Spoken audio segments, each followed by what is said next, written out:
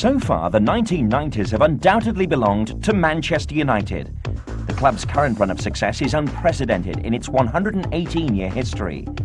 In the 70s and 80s, the Red Devils won 3 FA Cups and 2 Charity Shields. But the 90s have already yielded 3 Premiership titles, 3 FA Cups, 4 Charity Shields, and along with the League Cup and the European Super Cup, the European Cup Winners' Cup.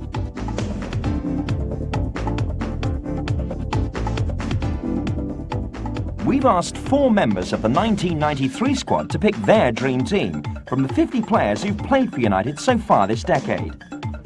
Old Trafford legend Mark Hughes, £1 million striker Dion Dublin, scorer of a cup final winner Lee Martin, and England defender Paul Parker. All the players who've worn United's famous red shirts regard themselves as a select band. So what was it like to play for one of the world's best supported clubs? I was in awe of it when I first went there, yeah. I mean, I just come from a relatively small club in QPR. I mean, when you looked around, you saw it was around you, yeah. And it did take a while to get into it because I was virtually there and I was straight in the team. I always still got a thrill of always coming out and playing for Manchester United. Because it's too big to actually to explain to anybody what it's like playing for Manchester United. You know, Paul just said it's an amazing club. The way it's run, the people inside the club. You know, you go to the club as a player. You go to the club and you go there whatever 3-4 hours before a game, and there's the stewards there waiting to help you to go to your room and to help you to go to your seats. And you know that's 3-4 hours before the game, and it's just so well organised. It's just a big, perfectly organised company, and it shows by its results. I talked to a couple of clubs before I actually talked to United. Just come out of the blue. I wasn't, you know. There's a few other clubs at the time. I'd already talked to Arsenal and Spurs. I met Terry Venables in the Royal Lancaster, and in London, and he said to me, "Don't go." He said, "Because if you go, you know, you're not going to come back." And I mean, he's right. I mean, once I got there and I saw it, you know, I just made my mind up. Regardless, it didn't come down to money in the end. Really, it was the fact of I don't think my dad would have forgiven me if I had signed it. Because as far as my dad, I mean, was when he came over from Jamaica, all he knew about football was George Best and Manchester United. Yeah. That's all he knew, and like for me to actually turn down Manchester United wouldn't have gone down too well then, with him anyway. But myself, I was always been a Spurs supporter, and I turned down Spurs to play for Manchester United. Many fabulous players have been lured by the Theatre of Dreams since 1990, but the stunning success of the club would not have been possible without the man who's overseen the glory. The man whose loyalty to his team in times of crisis has earned him the total respect of his players. The man who's now completed his own decade at United after taking over from Big Ron Atkinson in 1986. Appropriately, Alex Ferguson led United to their first ever League and Cup double in the year that saw the passing of the club's greatest manager of all. Ironically, the decade began just 4 years earlier with campaigns to remove Ferguson from Old Trafford. He'd spent millions on players like Southampton's Danny Wallace, Nottingham Forest's Neil Webb, and Mike Phelan from Norwich. Yet the club had only once finished in the top 10 places in the league in its first 4 seasons. By early 1990, fans were starting to lose patience. Alex, what about you? You still just cannot get your act together, can you, on the field? Yeah, that's right. I think there's a consistency, a lack of consistency in the side that reflects all the new players that come in. For instance, we're still trying to swap Paul Ince properly into our team. Mike Phelan has come to the club and accepted the move very well. He's responded to it. But of course he's got more experience. Paul Ince is only 21, Mike's 26. So I think that reflects a little bit of a problem. Consistency of performance, consistent selection. You have the 1 or 2 injuries you get, but in the main problem is younger players coming in, new players coming. But you do look like a side that's looking for a bit of good news, Alex. Oh, absolutely. You know that I think that, as they say, luck was never invented, and you can do a bit of luck at the moment. You know that even the injury to Danny Wallace today, sort of as an indication of the kind of bad luck we've had sometimes, you know. You can't put everything down to bad luck either. I think Alex Ferguson has been there for 3 years, and it's always a danger time for managers because people are looking and saying, well, look, you've had 3 years, you've spent X amount of money, the team should be doing better than it's doing. And I think it would be fair criticism to say that the team should be in a better position than they are at the moment. But I think Alex Ferguson really needs until the end of the season. A few matches to go and the cup to go, and by the end of the season, the team should be looking like a team. And Alex Ferguson was indeed going to make them into a great team. A rejuvenation of the United youth system was to spawn several future stars who would bring the club glory again. Ryan Giggs, who made his debut as a 17-year-old. Mark Robins made the starting lineup at 18. As did gritty midfielder Nicky Butt. Paul Scholes joined the first team at 19. And David Beckham became an England regular at 21. Philip Neville became a teenage double winner. Along with older brother Gary, Ferguson combined this new talent with a series of inspired signings. And now, after 4 unsuccessful years at the start of his reign, Ferguson has led the club to 13 trophies in the 1990s. Over the last 10 years, many have encountered his fierce passion to succeed. And Alex came down from Scotland with a reputation of being quite a strict, quite a strict bloke, which early on we got the impression of that, and we knew what he wanted, and we responded to that. And he gave all the young lads a chance. If they were good enough, they were going to get a chance, and they were going to get in the side, which was great for us. I've had a few managers, and no one's been more keyed into a game than him. One thing that never changed with him is that when it gets to that hour and a half, 2 hours before a game, he was like all fired up, and as far as he's concerned, he was putting on the kit, in my opinion. He wanted to get out there, and he was like, well, there was nothing come between him and the game. You just knew that once he got the clock started ticking before that game, you didn't step in between him or anything, because he would just go crazy. He wanted everyone focused in, and he was focusing as well as everyone else was. And yeah, I don't think he'll ever cow down completely, because it's in his makeup, and he'll never change, and that's part of the reason he's such a success as a manager, I feel. I mean, he could be a bit fiery at times, but I mean, that's the heat of the moment stuff of games. You see that with other managers as well. I mean, of a match situation, the day of a game, half time, he could come in, give you a telling off, rant and rave at you, throw things at you, but it's all in the heat of the moment. I think it's done, it's all done in the best spirit, Well, there's times when you used to walk off that pitch at half time and you've done something, and you used to look at him and you knew that when you walked in that dressing room, you was going to get it. You just knew it. You try and get in the corner, and you just knew you was going to get it, and you just say, and it was frightening sometimes when you knew what you were going to get from him, because when he went, he went. But then it happens, and then you get on with it, and after the game, Yeah, forgot about it. no problem. If Alex Ferguson had to choose a dream team to represent United for the 1990s, which 11 players would be in his starting lineup? Will he agree with our panel selections as they choose the team of the decade?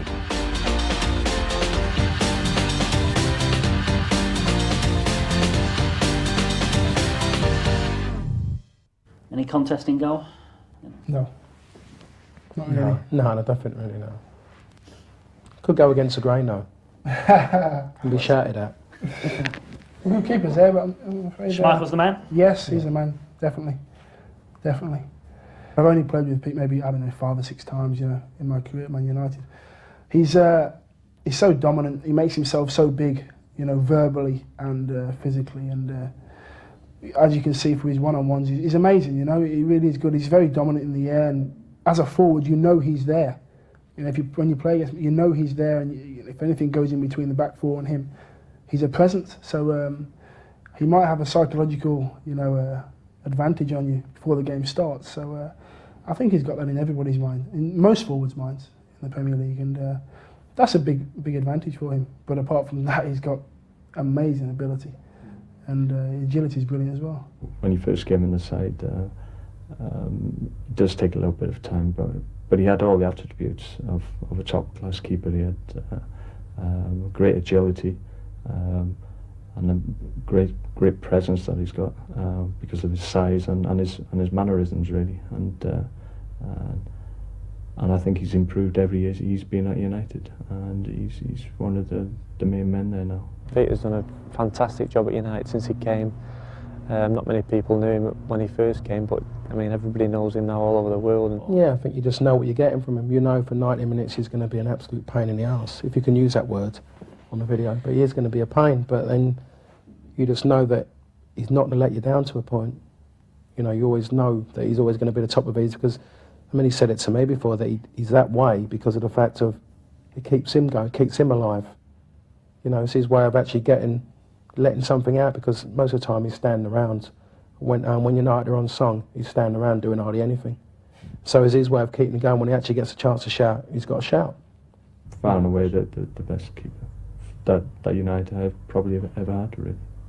Newcastle got the free kick, and Les Ferdinand should get a goal back and hasn't. The sheer size of Schmeichel denying him. Hoddle is coming in from the far side himself, and there's the early header by Peacock, and Peter Schmeichel makes from Peacock perhaps his best save of the afternoon. He had to. Shearer struck it fantastically, and it needed a great save from Peter Schmeichel. Goss, better strike, great stop, and wide. Tremendous couple of blocks by Peter Schmeichel. There was the first save, which knocked it out to Pallister coming in. Look how he's poised. Blocks it as it's aimed straight for his nose, and the follow-up comes off the side of the boot and wide.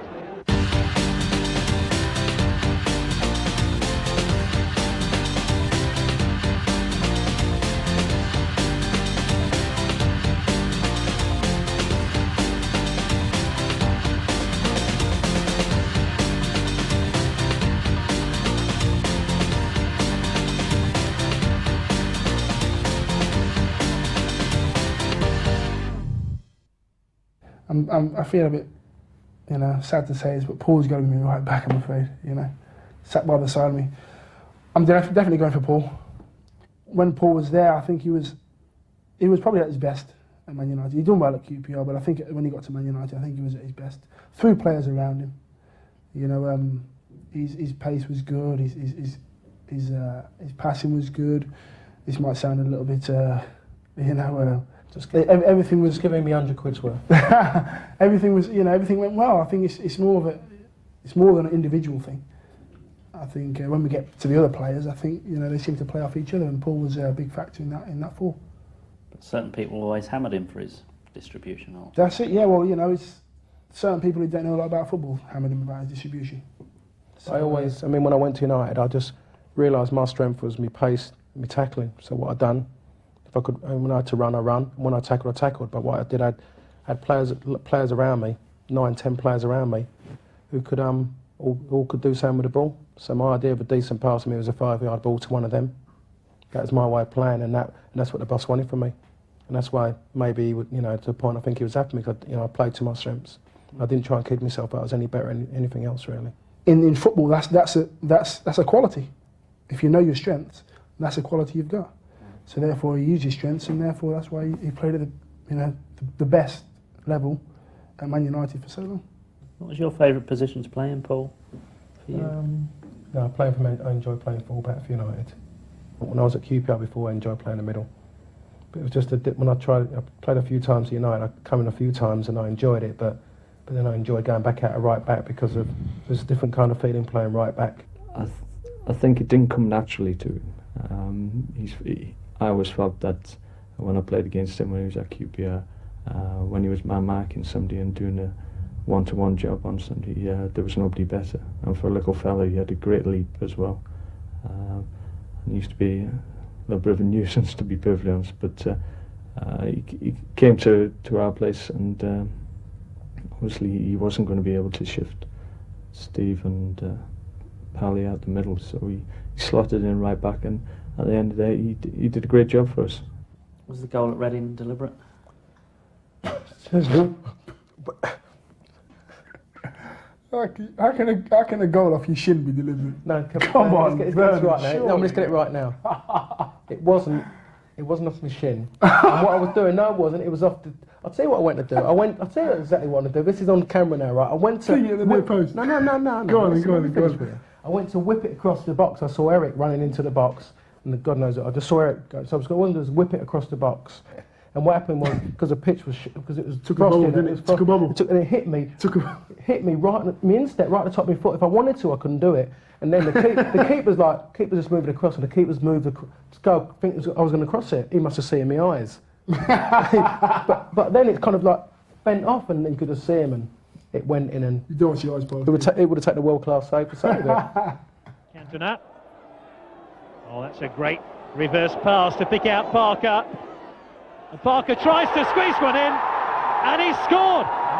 But I mean, I wish I could have done it back, 'cause I've seen it now, and I think if I'd have given myself saying after going like that, I could have got away with it. Because of the fact that it's a kind of, I'll take it anyway, yeah. And that's what done it, really.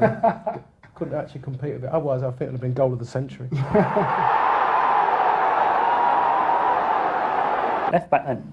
There's no arguments, really. I think It's unanimous, I think, with anybody you speak to. You know, there's only really one.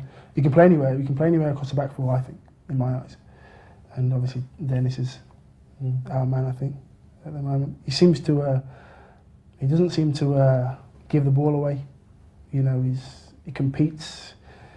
Unsung hero for so many years. You know, all the years he's been there, he's always contributed something to the amount of trophies they've won every year. And his goals, he can go on for Denis, you know, for a long while, but he's... But he won't. We'll leave it now. He's amazing. Stop now, Denis. Now, 'cause he might start getting cocky. But you always felt comfortable knowing he was the other side. Oh yeah, I mean, me and Denis were good friends off the field as well. I mean, he does speak. I promise you that he does speak. But you knew you weren't ever going to get let down by Denis. I think everyone knows that. He gives the same week in, week out. Nothing ever changes. Denis has done great. He's consistent as the day is long. He's done a great job. He's a great crosser of the ball. He gets into forward positions and he can hit a good strike as well. I mean, the amount of goals he scores from free kicks and half volleys outside the box. He's got a great strike of the ball and a good crosser as well. And he is quick. I think obviously Denis was a great buy. He always favoured the left-hand side, even though he was right-footed.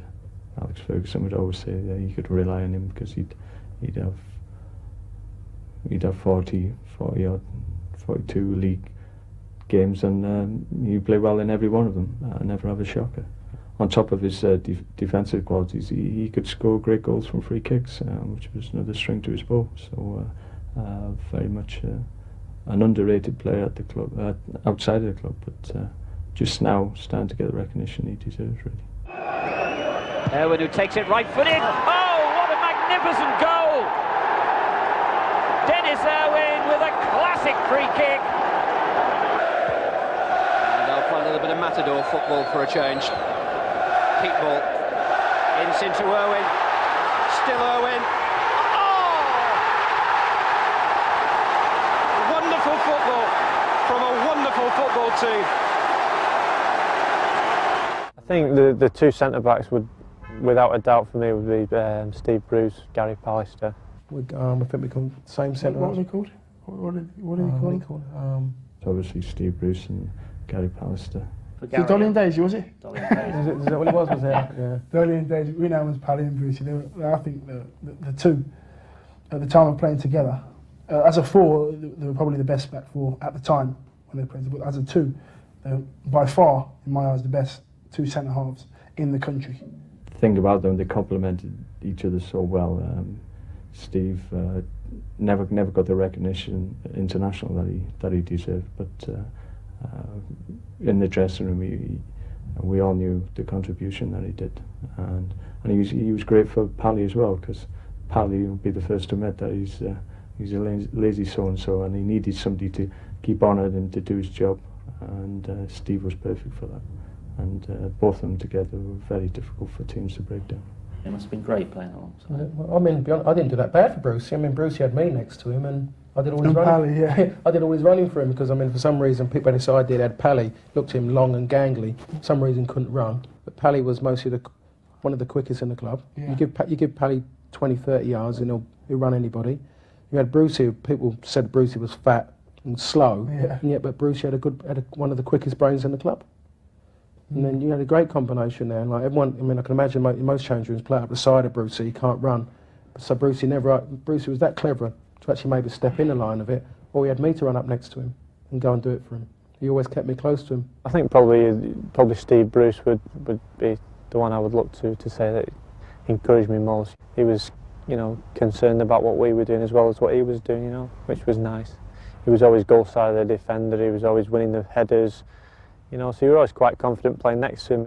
Pally took a while to settle in, didn't he? He had his shaky moments early on. I mean, that was before my time when he first came, because I think Pally come 89 or so, I'm not sure, 89, 90, I think Pally come. Big guy over that, and Pally's been one of the most consistent players now over the last, 4 or 5 years now. And you couldn't imagine a Manchester United side without Pally in it at the present moment.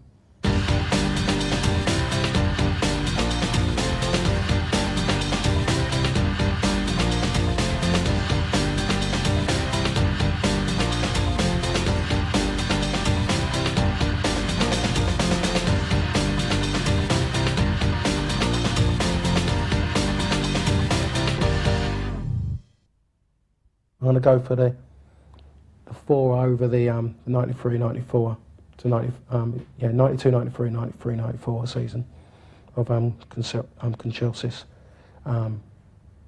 Robson, Ince and Giggs. I used to like watching Sharpie on the right wing, you know, with his quality with his left foot cutting and crossing. I was tied between Robson and Keane. I'd have Ince in there definitely as my other one, but I was tied between Robson and Keane, and I'd definitely have Giggs on the left. I think it's a good balance. I think. Yeah, but you sorted out about Robson and Keane. Which I've one are you scared of? I've got a good, both of them actually. I don't know. It's very hard to choose. There's so much quality there, Vernon. That you know. What, you would actually consider leaving Brian Robson out of? Yes, I have. Yes, definitely, because I think Keane's got something Robson hasn't got, and Robson hasn't got something that Keane's got. So, you know, you've got to have Ince in there, because I think Ince is probably the best midfield player, you know, Britain, England's seen for a long while. You know, there's no worries about. I mean, I'm not worried. I just name my midfield, and that was it. I'm not worried about individuals or anything like that. I mean, I'd be brave enough to leave Ince out. On your head, mate. As long as no one actually told him. He'd be on the phone with him 2 days if we left him out. When he first came, a little bit like Pally, a little bit slow to find his feet, but once he was established and his confidence grew and he got louder and louder and his manner grew with that as well. I think he just demanded the ball. You know, he was like a tiger. He was a fiery character. He was always going to win the ball for you. Good passer of the ball. He could shoot as well. So I mean, it was always evident that he was going to become a top player. Yeah. For just getting tackles in and breaking off tackles, which usually is the best way to counter attack and open teams up. He was the best. Paul's done brilliant. I mean, he's a England international now. He's I think he'll be there for the next 5 or 6 years in the England setup. Oh, it's in, and it's 2. Robbo goes without saying. He helped Ince a great deal, and I think he inspired Ince really, because Ince was the type of man, he wanted to be the main man, but deep down when Robbo was there, he knew he wasn't until he actually took over his mantle, and I think Robbo knew that, but kept on at Ince. And just helped him through and made him the player he is really. His influence at the club, on and off the field, can't be underestimated really. I would say, I mean, individual players. I mean, the one that stands out most, Brian Robson. I mean, just a natural leader, and the way he helped all the young lads at the time to coming through, and he sort of like nurtured us, as an older professional, and he was great with us. Robbo, apart from having a couple of pints together, he was a great player to play alongside with. He was a great captain, not just on the park but off it, because when it was like time, when I was, shall we say, not on the great money thing, and I'd say, Robbo, he would be the captain. I'd go up to and say, well, how come I'm not on like everybody else? And he would try and work it out for me. But the club were always crafty enough. If you wanted extra money, you had to put extra years on your contract. And that's the way it sort of went. But Robbo you could go with for any problem at all. If you said, Robbo, what do we do about a new boot sponsor? Could you help me out? He would be one to try and organise it for you. And he'd listen to anybody in the club. But he was a good leader, definitely on and off the park. and you know I respect him, and he's done well in management. Right, retrieved by Beardsmore. Robson, 2-0. Been taking the corners from the right with his left foot. Oh, Horwath missed it. Robson. McClare. Robson. Goal! Brian Robson equalises for Manchester United after 35 minutes, and Captain Marvel is there again. When Ryan came, I mean, I was maybe, 4 or 5 years older than Ryan. I was in the team at the time, and you could tell from him being 16 at the club, you could tell he was going to be a player straight away. Even in the practice games, in the A-team games on a Saturday morning, you could see he stood out a mile. You know, it was like I say, it was just a matter of time before Alex gave him a chance. He's a great natural talent.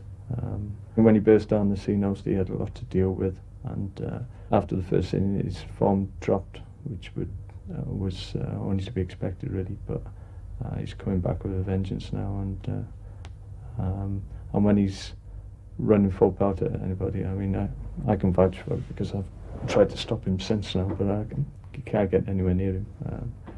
He's got the old sidewinder type movement, and he's very quick and a good brain as well. The thing about Giggs, he started off like a house on fire, and then he sort of had a couple of seasons where he was sort of just, for him, average, if you like, but still doing okay. And I think that was round about the time when Alex Ferguson bought Eric Cantona, which I thought deflected all the pressure from Ryan Giggs, because it was every paper was Giggsy, Giggsy, Giggsy, and if he had a bad game, it was Giggsy, Giggsy, Giggsy, and it was Giggsy, Giggsy, Giggsy. And then Eric came on the scene. He took all that pressure. You didn't hear about Ryan Giggs for a while, for a few months, even longer, and that let Ryan get on with his game, which was a great way of thinking. I mean, I'm sure Alex was banned Eric for his own skills, but taking the pressure away from Ryan as well, I think it really developed his career and gave him a chance to get on with his own game, because Eric was getting all the publicity. He's stuck with he's got all his mates still from Swinton, and he's still his own person. All he wants to be is his own person and go and be comfortable somewhere, and that's all he wants. And he has. I mean, even now, you look at him now, and he can do it. Before he was a winger, but now you could play him anywhere now. I mean, you could play him central midfield, and he'll still look a class act. There's not many players that people will actually go out of the way to pay and watch. Ryan's one of the few that people will do that to. When he's on the ball, there's a buzz in the crowd because they expect something to happen, and invariably it does.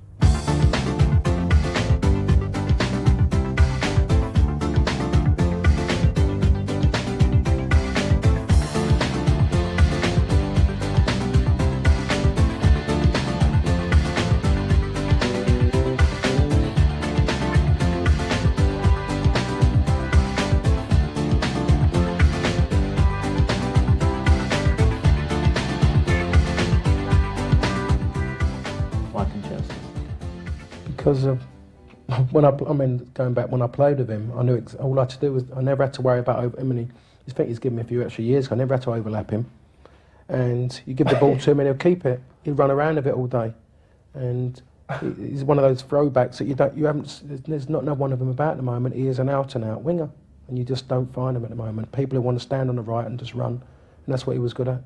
I'm very, very similar to Ryan. When he got the ball, the crowd expected something to happen. Very exciting player.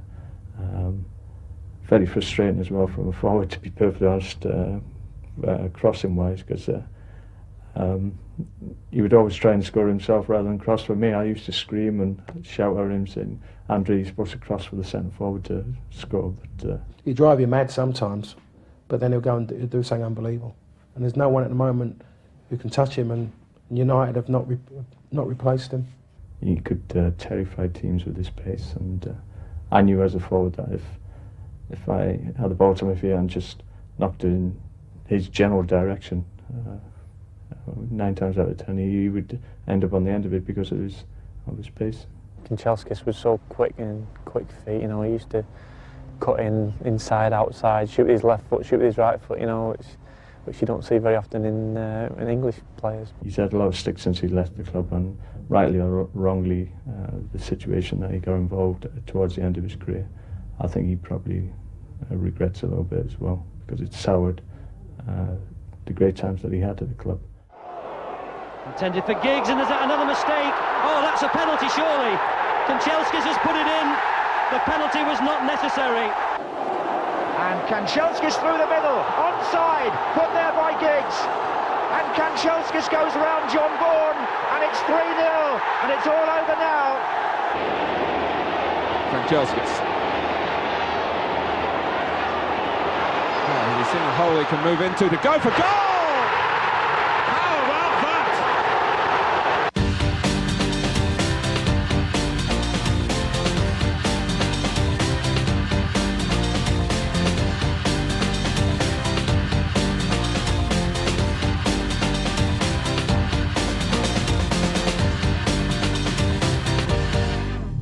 That leaves us up front then.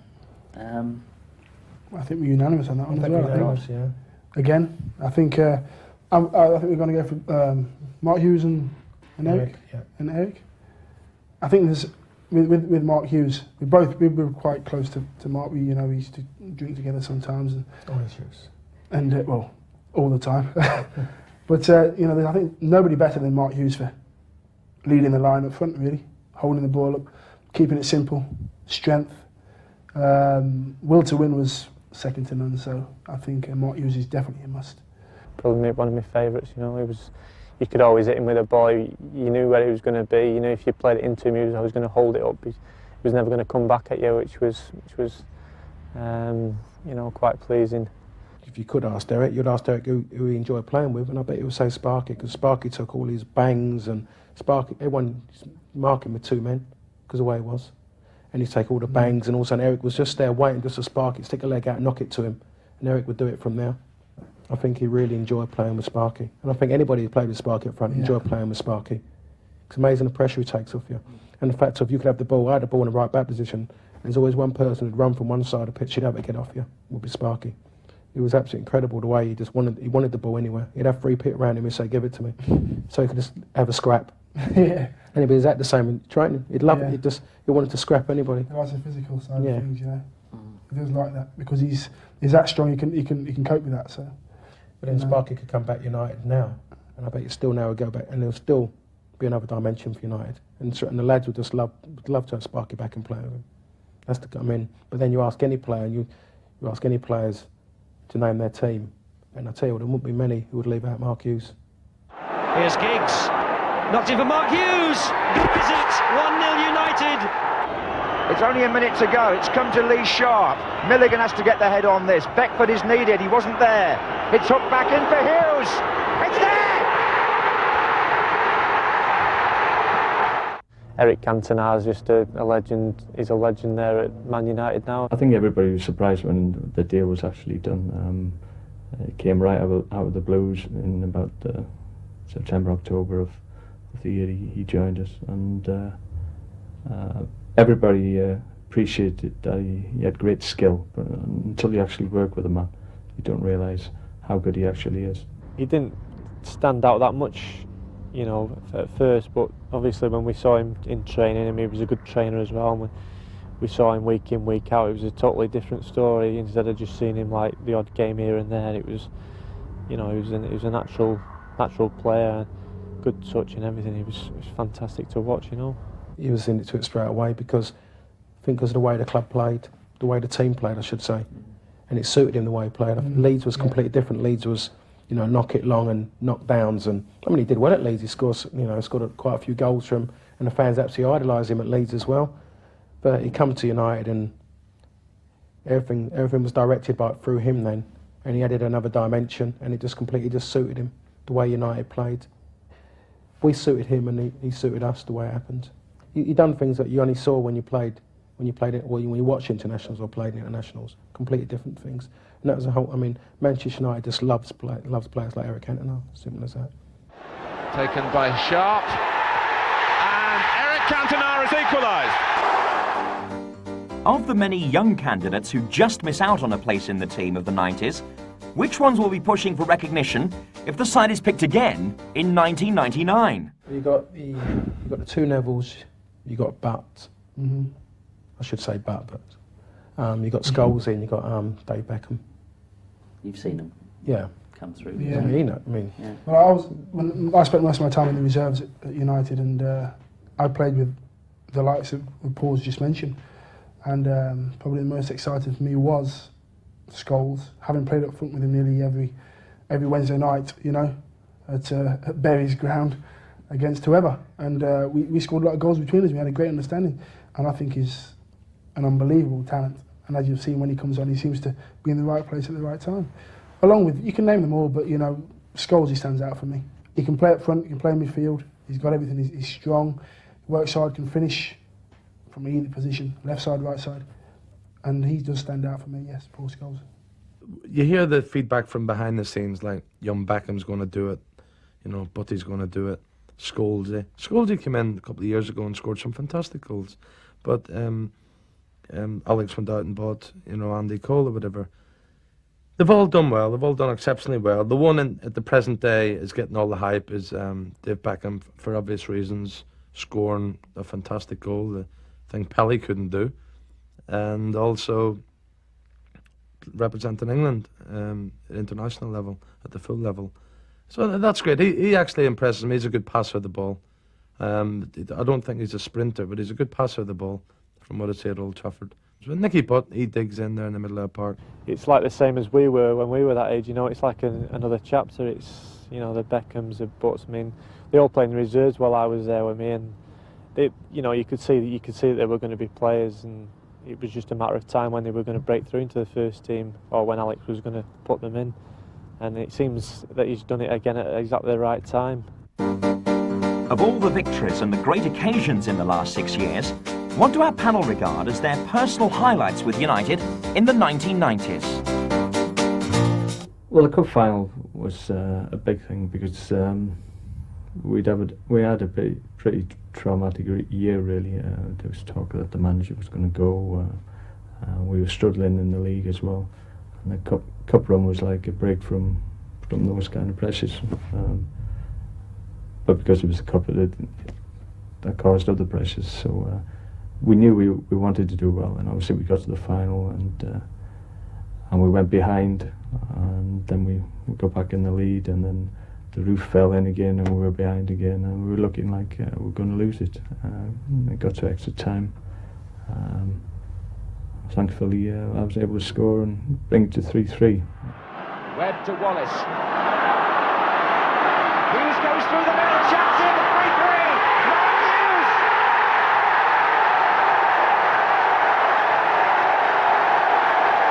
He scores his second of the game, and Manchester United have saved themselves. And with just 7 minutes of extra time to go, the score is 3-3. We knew then that, well, they had the chance, and we weren't going to make any mistakes in the second game, and that's how it turned out.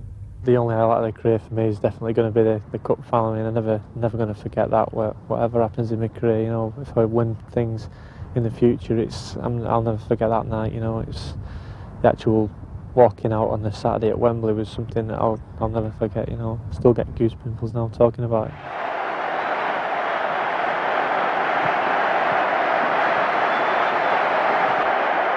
Five days later, Lee Martin was to share cup glory with on-loan goalkeeper Les Sealey. But it was to be Fergie's fledgling who made the headlines. I tried to keep it nice and tight. I just got a shot off the bench, you know, get forward, and just made the run forward. And Neil Webb, who was my roommate at the time, picked me out, and I just took it down and slotted in. I smashed it in the top corner. I mean, it could have gone anywhere, but it probably would have done another day. But that's because I mean, I'd only scored one goal in my career since then, which was a deflection against West Ham, and you know, to see it go in at Wembley, it's just, I mean, it's unbelievable, really. I just collapsed on the floor, you know.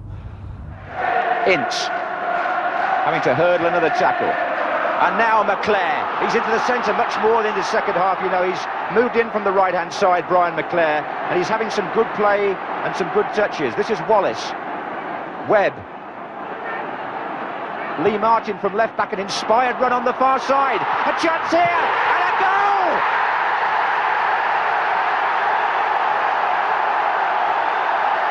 What a tremendous run! And Manchester United have taken the lead, and Lee Martin made a run from left back that was, what, 40, 50 yards, took it on his chest and smashed it with his right foot past Nigel Martin, and after an hour's play, Manchester United are in front in the cup final. So Brian Robson goes up to receive the most famous trophy in football for a record third time.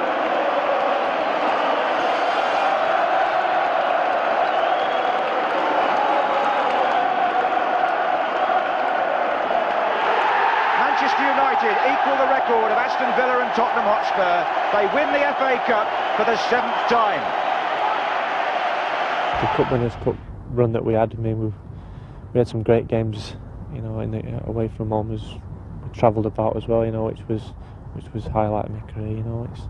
But the Cup Winners' Cup final in Rotterdam was another highlight. I didn't actually play in the game, but I was involved. I was out there, and it was fantastic, you know, to be involved in something in a final as big as that.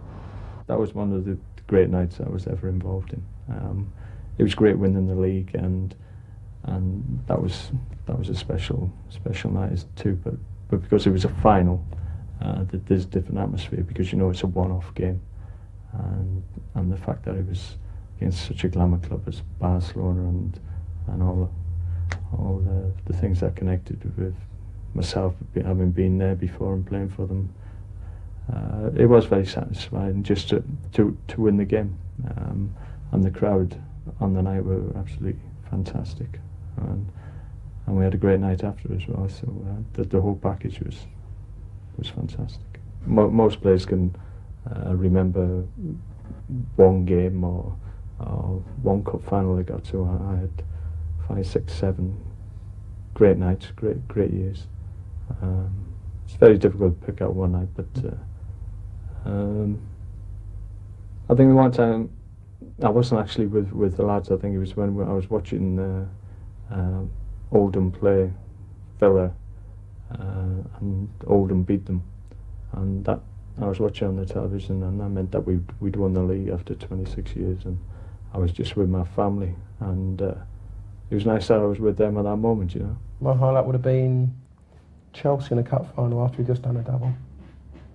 But I mean, it's just the fact of, you know, just actually playing in my first ever cup final, and actually playing my first ever cup final was actually to do a double as well. Being at Wembley every year or whatever it may be, it was great. It really was. You know, being sub and getting on for 15, 20 minutes was great. It was like you say, that all these things stick in your mind, and I can remember them as clear as day when I've been involved. Remember them as clear as day. All the other times I was up in the bar. So, yeah, they're great. They're great feelings for me. You know, great memories. Manchester United put their name on the FA Cup and completed the League and Cup double. Yeah, this is what it's all about. This is what makes worth living for. So it's great. Absolutely great. It's just great to be able to win the double. This great club's never done it, and now we've done it, and it's just fantastic feeling. It's been in the making now for about 4 or 5 months. It's every game we've had that we knew we're trying to achieve something. The closer it got, obviously, the more nerve-wracking it became.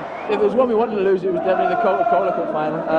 The W go down in history, and you know, we've got to move on to Europe and hopefully do it in Europe next year. The league championship medals won over a year. I mean, we had a great when we won the league. It was good, but winning here was made it even better. This is a day and a night out, isn't it? Oh, it'll be a hell of a night out, I think. Could be a good week as well. Thanks, Paul. Cheers. Well done. After just missing out on the double again in the following season, a new-look United, with only 3 members of the squad that had started the 90s, set about winning a record-breaking second double with football like this. Giggs. Beckham. Irwin linking up as well. Now Cantona. But Cole, the movement is good. Nicky Butt! 1-0 to Manchester United. Patient play from the home side. And Giggs. Neville continuing the run. It's a good break this from United. Sharp! 2-1 to Manchester United. Lee Sharp is the scorer. Cantona, Cole, Giggs had set off, and Cole's got it through for Ryan Giggs. Cantona trying to get free in the centre, and here he is, with the inevitable outcome.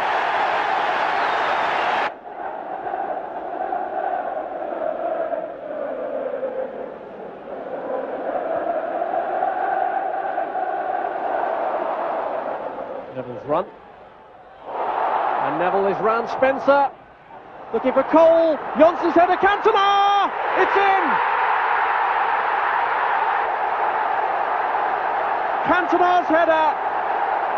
Cole supplied a finishing touch just for insurance. The 11th of May 1996. This cup final, United's third in 3 years, and their 11th visit to Wembley in the 1990s, appeared to be deadlocked. But one man had very different ideas. Scholes in the 6-yard area, 5 behind. James gets there just first. Cantona!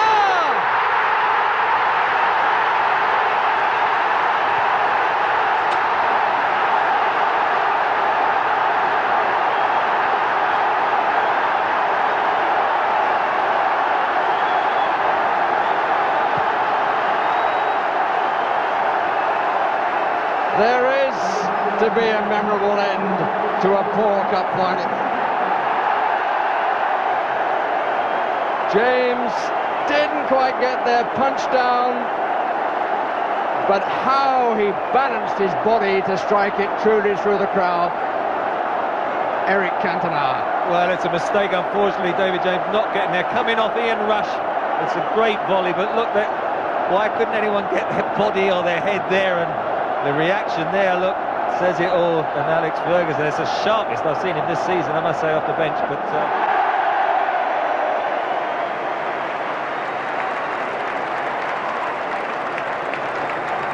Shake of hand from Duke and Duchess, and the Duchess hands the cup for Manchester United to take back to Old Trafford, applauded by the losers. It was important. After I've done the double 2 years ago, again this season, it's a great moment. Now we can go on holiday and have a nice holiday. To win a double twice in 3 years is brilliant. it's a great time for Eric to get the goal as well. Yeah, I mean, 4 minutes ago, great time to score, I suppose, and they didn't have a lot of time to come back at us, but really glad. When you get a taste of success, you want more of it, so I'm sure the lads will be up to it next season. This is going to be my best ever season, you know. Winning the league for the first time is a marvellous thing, but to win a double-double, well, can't say. Because I mean, I was born in Manchester, I was brought up with Manchester United and supported him as a kid, and that's all I knew really. For 12 years, Man United, that was my life, and then to be dragged away from it was very difficult, but it's something I had to do. I accepted the fact where I knew that the team was, you know, had strength in depth, and I wasn't really in the picture, you know. So I thought to myself, I've got to have a go somewhere else. You know, I didn't want to leave Man United at any stage at all, because the quality and the way of life and everything about Man United is good. But I thought to myself, well, I've got to have a go, because I'm not going to make my name at Man United as a quality player. So I thought, I've got to leave. But it's difficult trying to acclimatise and not being a Manchester, because you know, people still associate you as a Manchester United player. You know, oh, you play for Manchester United, forget everything else and what you're doing now. And you know, even if you try to forget, other people don't let you forget. I was very lucky to be part of a side that I think played some of the best football that United have played for many, many years. I'm very proud of the part that I played in that. Obviously the cup finals and the Cup Winners' Cup, but the fact that we were able to get the monkey off our back, so to speak, with the 26-year thing, to actually do that and be part of that side is something I'm very proud of. Pull 100 kids together, anything from 8 to 10-year-old, and you ask them who they'd want to play for, you know, the majority would say Manchester United. I think it's on the tip of every kid's tongue. They're just going to get bigger and bigger, Man United. Deserve everything they get.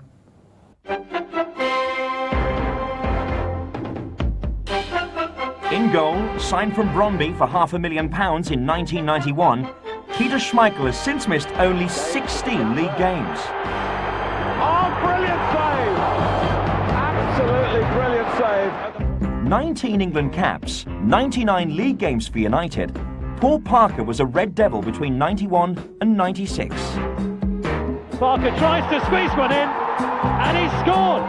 A United player since 1990, Cork's Denis Irwin has played over 250 games for the club. Robson. And it goes from Denis Irwin. The former Oldham player has scored here in the 10th minute.